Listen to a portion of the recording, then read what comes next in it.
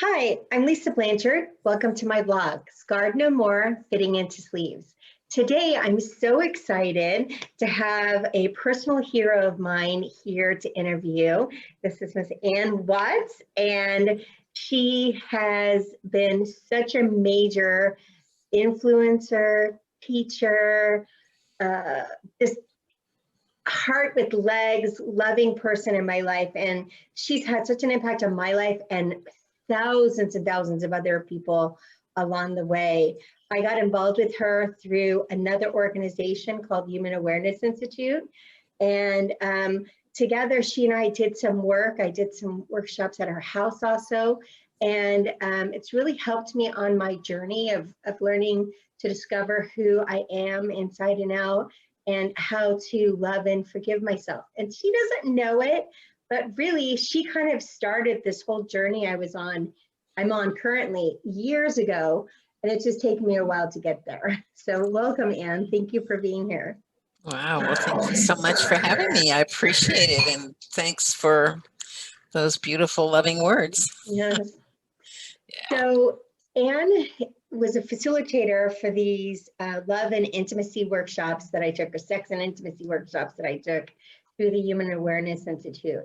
And I remember going up to her, I think it was like the second workshop that I took, and at a break, and I just started to cry. I cried about how I didn't love my body. I struggled with body images and self-love, and I didn't feel like I was beautiful, and I had this belly skirt and this hernia, and a lot of the other people in the room were nice and thin, and I was just really judging myself. In my brain, I was the largest person in the room, and also I had this scar on my arm, and it was really challenging. And she did the most amazing thing. She grabbed me by the face, she told me she loved me, and then she dropped to her knees and she kissed my belly and my hernia and told me that it was beautiful and that she loved all of me. And I just stood there and wept and wept, and it was so powerful. And some people might think, oh, that's a strange thing, but I'm telling you, it was life-changing. Like, it was the first time that I could start to see my body as something as like horrible. And this was many years ago. It's taken me a long time to get here, but that was hugely impactful. And I'm sure along the way, Ann, you have done so many things, so many generous and kind things for people. And I just first want to say thank you so much. In your work that you do with women and with just all people, I'm sure that you run up against a lot of people that struggle with the same kind of issues I was. Absolutely. Myself included. I'm a large woman myself, so I have my own whole history. But I have to say, so the Human Awareness Institute, hi.org on the internet, part of our work is encouraging people to take off their clothing. And in taking off their clothing, the whole purpose of it is to be comfortable in your own skin. And for myself, I found that the most incredibly liberating thing I could ever have done. And our culture is bombarded with images of what's beautiful and what's not beautiful. And I'm always grateful to companies like Dove, for instance, who are trying to expand what's beautiful. They're looking at all different colors, different sizes, different shapes, and saying it's all beautiful. And for me, in my years as a workshop leader, looking at bodies over and over, I begin to feel like I live in an art museum. Like I see the beauty of all the different shapes, and they're all beautiful to me. And when I first started, when I did the level 2 workshop, which is about self-love, I sobbed through a lot of that workshop, right? Because I realized that I had no relationship with any part of my body really, Mm, except the head. In the morning, I would fix my face and my hair, and that was it. And I never looked at myself again the rest of the day. yeah. And so to really to look at the possibility of embracing all of me, Mm, you know, it was just earth shattering, absolutely earth shattering. mm, And so I had several things that were really effective for me. One was I used to live in a little town, a coastal town here in California called Bolinas. And right next door was a woman who was shorter than me, whiter than me, grayer than me. And I adored her from head to toe, every bit of her. I just adored her. And one day I had this thought, why don't I treat me the way I treat her? oh,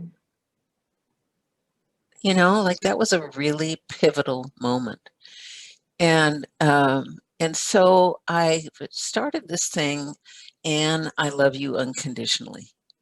And I mm, wrote it down and I put it on my bathroom mirror, and then I put it on the steering wheel, and then I put it on the refrigerator. I just put that all over the place. And then I made an index card, and I made 40 days. And I'd check it each day to be sure that I did this little homework I had for myself. The first 3 days that I did it, I sobbed. All the mm, reasons for why I couldn't love myself unconditionally would come roaring into my head.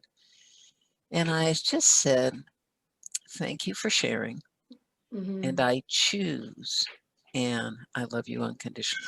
That's what I choose, I love that it's a choice. That's right? so powerful. Absolutely, it's a choice. And so what was amazing was it wasn't like this cataclysmic thing. It was just this thing, you know, when people used to give me compliments, I would think to myself, oh, you're just saying that to be nice. Mm, hmm. That's that Yeah. always, right? Hmm. And so after I had done this practice, people would say nice things to me, and I actually believed them. Oh, I took them in and I'd say, thank you, oh. right? Uh-huh. And what a shift. What a shift that I could accept it and hold it. The other thing that I got through the workshops was through touching and loving my body. I took that home, and I would say, put my hands on my belly and say, I love you just the way you are. You're beautiful just the way you are. My thighs, you know, everywhere. And so, you know, I told you about my thing with the mirror, like that was it. What started happening was I'd be walking down the street and I'd catch my reflection in a plate glass window, and I'd back up and I'd smile because I saw a woman that I loved. Oh, that's And so inspiring. right, That's so inspiring. I could embrace the image, right? And so I have to say, it's amazing how powerful these things are. Another piece of this story is that I used to hear people talking about how fat I was, right? I could hear them, like guys at Hmm. the airport or something, you know, I'd hear that. After I had done this work, I don't ever hear that anymore. Mm. People may be thinking it or saying it, but I don't hear it. Yeah. Isn't that interesting? So, Yeah. That is interesting. right, It's like it's just not in your consciousness anymore. right, right. Yeah. I was in a workshop, just your thing about my kissing your belly. I was in a workshop once, and this really lovely woman came up to me and she said, I really want to take off my clothes, but I'm terrified because I've got all these scars on my stomach from various Mm. surgeries and stuff.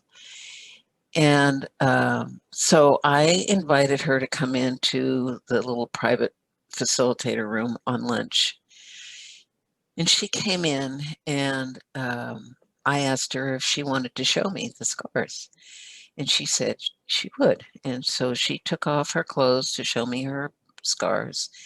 And with her permission, I kissed them. I just kissed all over her scars. And after that, she borrowed a sarong from me, and she went into the workshop room. And when she felt it was appropriate and she felt comfortable doing it, she would take it off and be naked and all of that. A couple of years later, I got a card in the mail telling me that she had gotten married and that her husband kissed her belly every day. That's so beautiful. Right? So beautiful. Oh my God, that's such a heartwarming story, you know. Yes, that is But beautiful. this is, you know, how beauty is also a choice. And beauty, what people see as beautiful changes from culture to culture, Mm-hmm. from you know, different eras and all of that. What we see Yes. as beautiful changes. And it's a choice. It's a choice. We're taught what's beautiful. People tell Yes. us what's beautiful. Mm-hmm. And there is so much more beauty in the world. But, you know, advertisers wouldn't be able to sell their products. You know, there would, if we thought that we're beautiful the way we are. So, you know, there's this constant barrage of you have to do this and you have to do that to make yourself more acceptable in society, Yes. Yes. right? And Your hair is not the right color. It's not right, straight enough. It's not curly enough. Your skin complexion is too blotchy, or it's too pale, or it's just right, it's never enough. You're too never enough. thin, you're too fat, Yeah. you're not muscular, you know, you're too muscular. And I have a neighbor here who has let her hair go white. And every time I see her, I think how pretty it is. She looks gorgeous. And you know what? She doesn't think so. She hates it. interesting. You And know, it's heartbreaking, you it know? is. It is. No, I don't know a single woman that's okay with themselves. My trainer, she's from the Czech Republic, and she's like 5'9" and like a size 4 and thin, and you know, yoga body and beautiful. And she says my face is kind of pink. I have a little rosacea, and I have a little bit of a tummy, and I just look at her like she's crazy, right? Right, But what it just said to me is that we all, you right, know, no matter how perfect, somebody has a right, problem. right. So they'd be like, oh, I'm everything's okay except for that, you know, second toe is bent, so therefore I'm not perfect. Right. Yeah. Well, guess what? You know, nature is not perfect. I call it perfectly imperfect. Yes. Right? I Mhm. mean, you look at a tree and it's all gnarled and it's got this, you know, gnarl here and you know, and all of this, and it's like we think it's beautiful, Mm-hmm. but if it was human, not so much, right? Mm-hmm. Like any little, you know, any little protrusion or something that's a little different, oh my, that's not acceptable. It's like models who talk about being airbrushed. I don't look like that, they say. You know, like really, I'm being airbrushed, and that's not really who I am. Yeah. You know, and it's all this projection of image that is so unrealistic. I mean, you look at a flower, and they're all beautiful, every one of them. And they're all different sizes, shapes, and colors, right? And we love the variety, we love the scent, we love all of that. But we're not so much about humans, Yes. right? And I just think humans are so gorgeous. I saw on Facebook this morning a picture of a woman. She looked like she was either Indian or Pakistani or some from that part of the world. Mm-hmm. And she was sitting holding her knees, and her face was complete wrinkles, the whole face. And she was so beautiful. Yeah. So beautiful. Every wrinkle on her face, I just wanted to reach out and just touch her, right? I just love that beautiful face. And here we are in America, you know, a wrinkle shows up and it's like, oh my God, there's this wrinkle. Oh, how terrible. Right? And but but Botox. but our wrinkles are part of who we are, and Our you know story. they're They're part part of of our our story. story. Yeah. And we can learn to love them by choosing it the way Choosing I it. did, the I way just I did. I just love the choice. You know, in your work with women, and you do workshops that are co-ed, but you also do workshops that are women only. I've been to a few of them.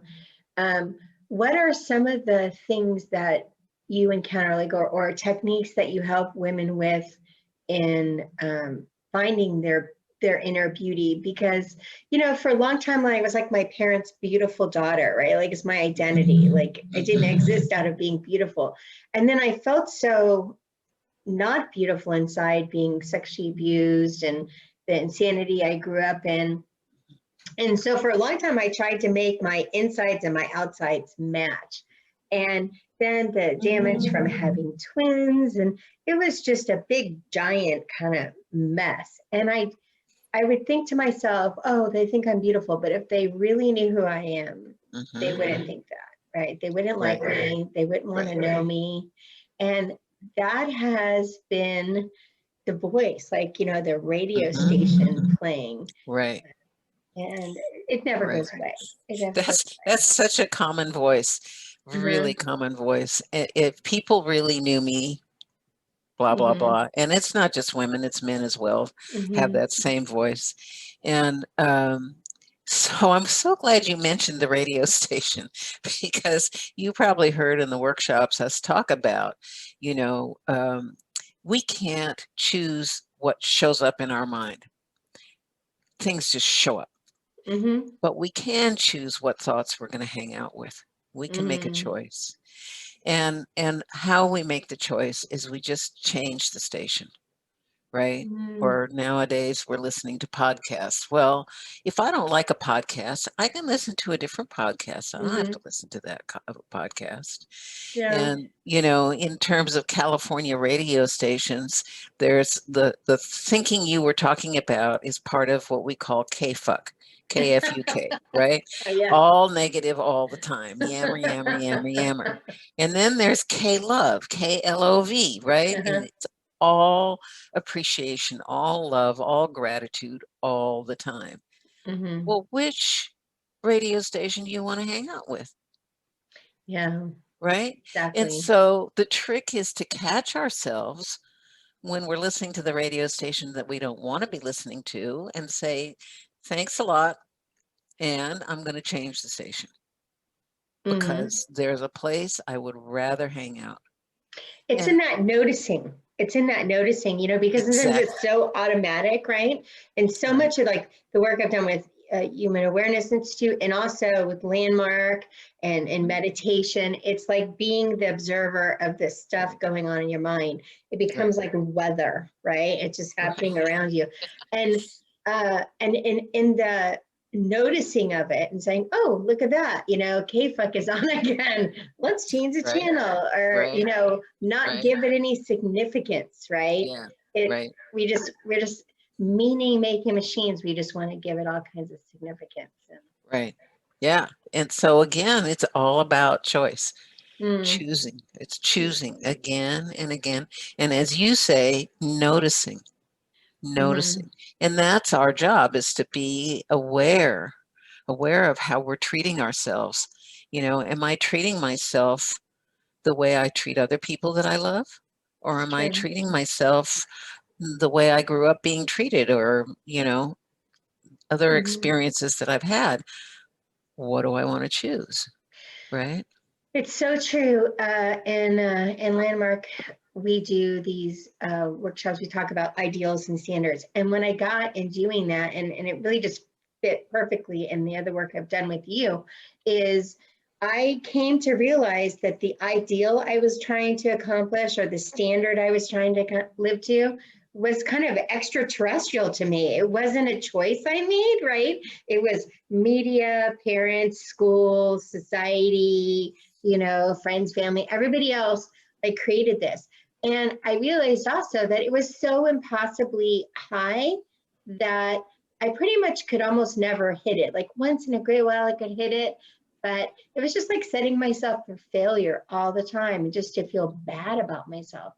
And so when I went to try to create like what is my new ideal and standard, I had a heck of a time because uh, everything I thought I was choosing was yet another thing that had been sort of laid upon me.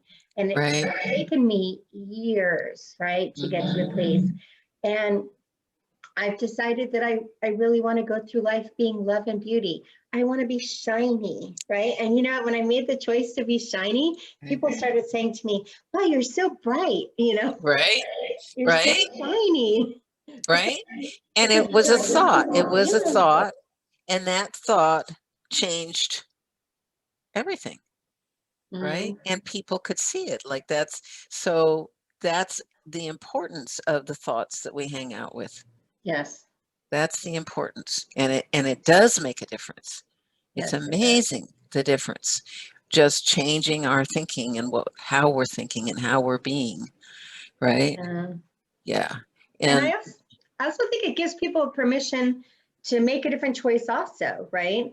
When we not only make a different choice and we don't conform or, you know, pick up these ideals and standards that other folks have, you know, brought to our table, we can make a different choice. And by making a different choice, we can be the example for others, right? Like you were the example for me. You're one of the many people who were example for me. And I could make a choice. You know, in that workshop you talked about, we touched ourselves, right? We looked at our hand and thought, oh, this is a beautiful hand, you know, and this is a beautiful arm. I love this arm, right? And it's really funny. Since doing that, like I will touch myself and think, oh, wow, I love myself. I love my, right. you know, Right. and I really had, especially with my arms, you know, and getting ready for having my scar fixed, like I've really had to do a lot of things of, I love you and I'm going to let you go. Right. Right. I Right. love you and I'm going to let you go. And so it's been quite a journey. And wow, thank you so much for being a part of that, for bearing witness and inspiring me and inspiring all the people that you do. You're so welcome. I'm so grateful. Yeah. So thank you for being here today and for chatting with us. What I'll do is I'll go ahead and I'll put your high information in the link below. And if anybody has any questions, they can always reach out to me. You can leave me a message here, or you can email me at scarrednomore@gmail.com, and I will definitely connect you. Yeah. Thank you very much. Anything in closing? Well, when the people, if they're interested in private work, which I do by Zoom nowadays, they can go to my website, which is annwatts.com. Okay, I'll put that in the link too, Great. so that Yeah, people yeah. know. Yeah. Okay. And the other thing in closing, you mentioned the self-stroking. And in times of COVID, I cannot say how important I think it is for people to give themselves hugs, for people to actually gently, nurturingly, tenderly stroke themselves and be tender with themselves, because it's not the same as being with someone else, but it does make a difference. It does make a difference. I could definitely see that. It does. Yeah. Yeah. I miss cuddling. I know, right? I know. But so that's why it's so important for us. Again, if we're focused on what we're missing, we're hurting ourselves.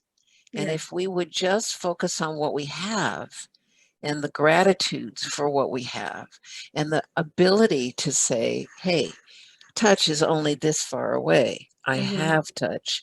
It may not be all the touch that I want, but I do have touch. And I don't have to starve. I can have it right here. And one day we'll be back together again and we can cuddle each other. And, you know, that's the biggest thing that people are longing for, is to be back together and hug each other again. Yes. Yes. And, yeah, rightly Mm, so. Yeah. yes. So Well, thank you so much. thank you. And I'm ever so grateful for everything.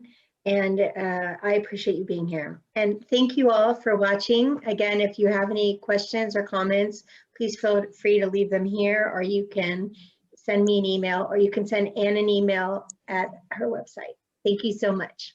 Thank you. All right. Take care.